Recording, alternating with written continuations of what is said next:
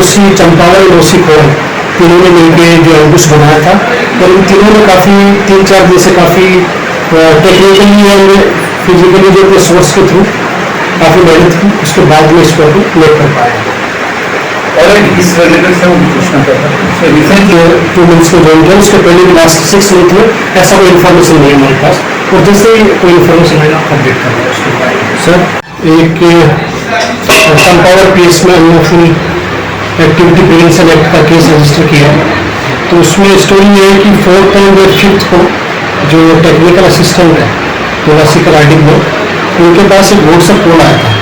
तो जो WhatsApp call जिन्होंने किया था वो अपने आप को एनएफटी का कार्ड बता रहे थे, एक्टिव कार्ड, और उन्होंने 10 लाख रुपये की डिमांड की थी कि अगर 10 लाख रुपये आपने नहीं दिए तो आपका जो कंस्ट्रक्शन एक्टिविटी कर रहे हैं उसको हम बंद करवा देंगे और आपको किडनैप वगैरह करेंगे। तो उसके रिगार्डिंग हमने कल जो 6th को एक एम्बुश रखा, और जो कॉल कर रहा था उसको हमने बुलाया कि हम आपको पैसा देंगे, एक बार आप आएंगे। तो जब एम्बुश के दौरान हमने उसको अरेस्ट किया, उसका नाम है राजेश देवर्मा, ये यही चंपावत पीएस का रहने वाला है, और उसका बेटा लास्ट 1 ईयर 3 मंथ से एनएफटी का एक्टिव कार्ड है। तो जैसा उसने बताया कि उसको उसके बेटे ने कॉल किया, उसके साथ साथ कुछ और भी कार्डर है, उन्होंने कॉल किया था कि 10 लाख रुपये जो टेक्निकल असिस्टेंट है उससे आपको कलेक्ट कर दें। तो इसका भी इंटरोगेशन चल रहा है।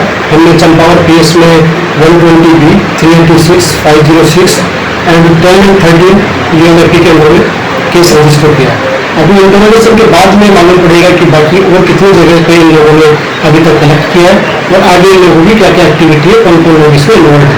तो हम बाकी सारे टेक्निकल असिस्टेंट्स एंड जो भी फिजिकल मीन्स यूज कर रहे हैं, इन लोगों का जो सिंडिकेट है, जो गैंग है, उसको अरेस्ट कर रहे हैं।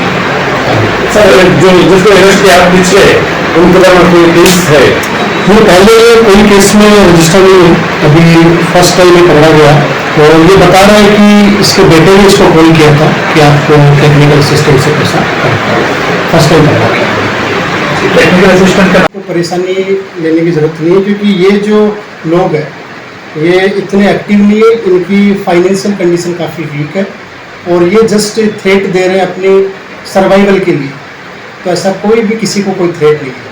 इवन जो भी 1-2 कॉल आता है उनको हम इमीडिएटली अरेस्ट कर रहे हैं, और इनके जो कोराबोरेटर है, जो पहले के जो यहाँ के कुछ लोग इन्वॉल्व है, उनको हम इस केस में भी बाकी पहले वाले केसों में उन्होंने अरेस्ट किया। तो मैं यही कहना चाहता हूँ आपके माध्यम से भी कि जो एक्सट्रीमिज्म से डरने की जरूरत नहीं है। ऐसा कोई भी कैडर इसमें बहुत ज़्यादा एक्टिव नहीं है। ये लोग अपने सर्वाइवल के लिए लोग कॉल करके थ्रेट दे के पैसा कलेक्ट करने की कोशिश